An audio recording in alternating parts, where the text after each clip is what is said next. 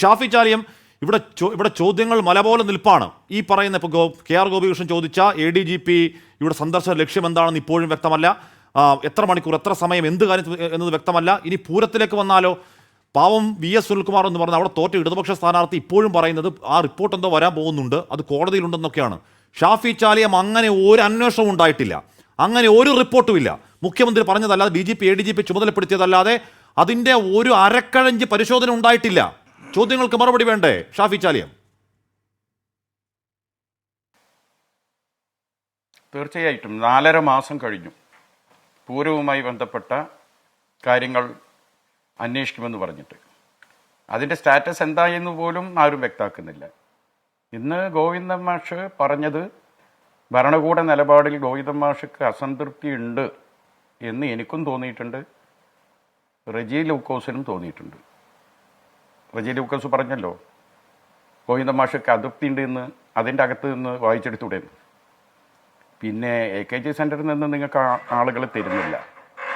പക്ഷേ റെജി ലൂക്കോസ് CPM-ൻ്റെ ജില്ലാ കമ്മിറ്റി അംഗമാണ്, പാർട്ടി മെമ്പർഷിപ്പുള്ള ആളാണ്. അദ്ദേഹം പറയുന്നത് CPM-ൻ്റെ കാഴ്ചപ്പാടായിട്ട് നമുക്ക് ആഖ്യാനിക്കാം. ഇതിപ്പോൾ ഏതോ ഒരു കോരൻ്റെ മോനില്ല എന്ന ഒരു പരിഹാസ മട്ടിലാണ് ഗോവിന്ദ മാഷെ. ഭരണകൂടം അല്ലേ, എന്തായാലും പാർട്ടി അംഗത്തുണ്ടല്ലോ അല്ലേ? ഓ വെരി ഗുഡ്, പാർട്ടി അംഗത്തുണ്ട്. ഒരു അംഗത്തൊന്നും കമ്മ്യൂണിസ്റ്റ് പാർട്ടിയിലെ CPM-ലെ അംഗത്തുണ്ടല്ലോ, അത് മതി. പാർട്ടിയുമായി ഒരു ബന്ധമില്ലാത്തവർക്കാണ് ഈ സഹാന്നൊക്കെ ഉപയോഗിക്കുക.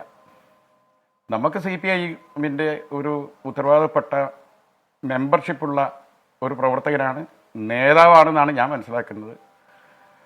തീർച്ചയായിട്ടും അങ്ങനെയാണ് കരുതിപ്പോരുന്നത്. അതുകൊണ്ട് റെജി ലൂക്കോസ് പറയുന്നത് പിന്നെ CPM-ൻ്റെ വികാരം തന്നെയാണ്, മനസ്സിലായോ? അപ്പം ഗോവിന്ദ മാഷെ സംബന്ധിച്ചിടത്തോളം ഏതോ ഒരു ഭരണകൂടം എന്ന ലെവലിൽ കണ്ടു തുടങ്ങി അല്ലേ? അതൊക്കെ ഭരണകൂടത്തിൻ്റെ കാര്യം. ഇവിടെ സംഭവിച്ച കാര്യങ്ങളുടെ ആഴമെത്രയാണ് നമ്മളും ചിന്തിച്ചു നോക്കുക.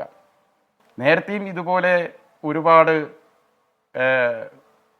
പിന്നെ DGP-മാരോട് വന്നിട്ടുണ്ട്. ലോക്നാഥ് ബെഹ്റ അദ്ദേഹം വളരെ ശക്തനായിരുന്നു, എപ്പോഴും അദ്ദേഹം പ്രസ്സിനെ കാണും. എന്താ കാരണം? ക്രമസമാധാന ചുമതല അദ്ദേഹത്തിനായതുകൊണ്ട് എല്ലാവരും അദ്ദേഹത്തിൻ്റെ അടുത്തെത്തും. എന്നാൽ അച്യുതാനന്ദന് മുഖ്യമന്ത്രി പദം നൽകിയതുപോലെയാണ് ഇപ്പോഴത്തെ ദർവേഷ് സാഹിബിന് DGP പദം നൽകിയത്. എന്തായിരുന്നു അച്യുതാനന്ദൻ്റെ അവസ്ഥ? വിജിലൻസും ഇല്ല, എന്താണ് ആഭ്യന്തരവും ഇല്ല. ഇത് രണ്ടും ഇല്ലാത്ത ഒരു സാധു മുഖ്യമന്ത്രിയായിരുന്നു അദ്ദേഹം. അതേപോലെ ഈ ക്രമസമാധാന ചുമതലയില്ല. അല്ലല്ല ഷാഫി, അത് തെറ്റായ താരതമ്യമാണ്. VS അച്യുതാനന്ദൻ അങ്ങേയറ്റം ഫൈറ്റ് ചെയ്തു, VS അച്യുതാനന്ദൻ കീഴടങ്ങിയില്ല, സാഹിബിനെ പോലെ ഉണ്ടാതിരുന്നില്ല. അല്ല, ഇത് രണ്ടും ഇല്ല എന്നാ ഞാൻ പറഞ്ഞത്. അത് നിഷേധിക്കുന്നുണ്ടോ താങ്കൾ? ശരിയാ. ഇത് രണ്ടും ഇല്ലാതാണ് മുഖ്യമന്ത്രി പദം കൊടുത്തത്. അപ്പോൾ അതേപോലെ എന്തുകൊണ്ട് ഈ പർവേഷ് സാഹിബ് എന്ന മനുഷ്യന് ക്രമസമാധാന പാലന കൊടുത്തില്ല? നേരത്തെ ലോക്നാഥ് ബെഹ്റയ്ക്ക് കൊടുത്ത പിണറായി വിജയൻ എന്തുകൊണ്ട് ഈ സാധുവിന് കൊടുത്തില്ല? നിങ്ങൾ പഠിക്കണം, അതിന് കാരണം എന്താണെന്ന് അന്വേഷിക്കണം. പ്രധാനമന്ത്രി